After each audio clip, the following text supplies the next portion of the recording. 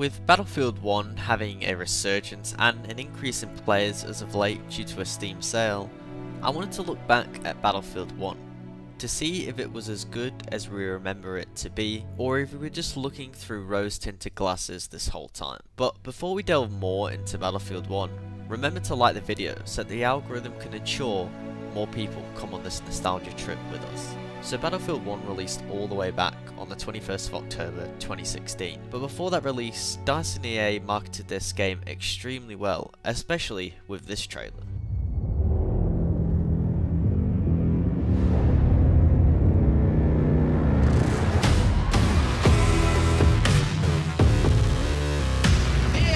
Now, like most people, this trailer may have got you hyped for the game, while for me personally, it really didn't. It did resonate with many Battlefield players and also FPS players as well, like COD, etc. Release day came and players instantly loved this game, but like I said earlier, it wasn't really my cup of tea for an FPS or Battlefield game. But Battlefield 1's simplicity for attachments, weapons, and just the overall guns from SMGs, LMGs, rifles and etc. that were selected for a World War I game were distinct and customizable where and when it mattered.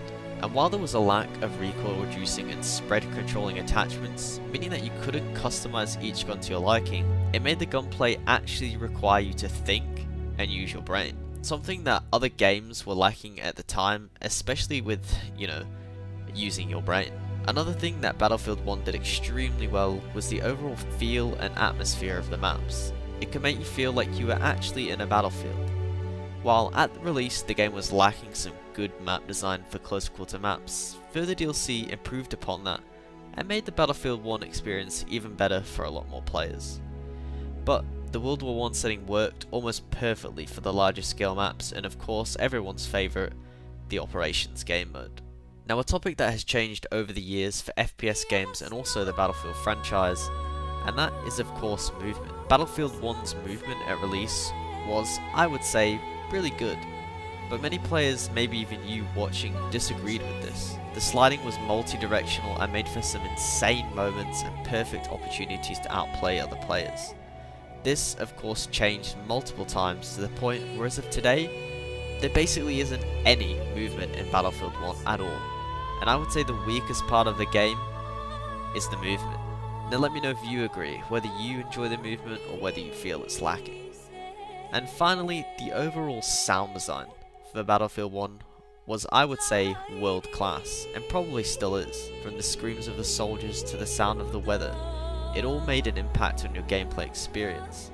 And while the next thing is something that I generally turn off, despite being some of the best in the franchise, that is Battlefield 1's music. It actually is really nice and makes for some good listening, whether it be at the end of the round or while even sitting in the main menu. So, the final verdict, is Battlefield 1 as good as we remember? While I personally didn't like the game, I believe that it is as good as we remember. It did an amazing job of capturing the World War I experience as best as it could, while still, offering some fun. And while it was, I guess you could say, a casual game, probably the most casual Battlefield that there is, it almost let a lot more players enjoy what Battlefield actually was.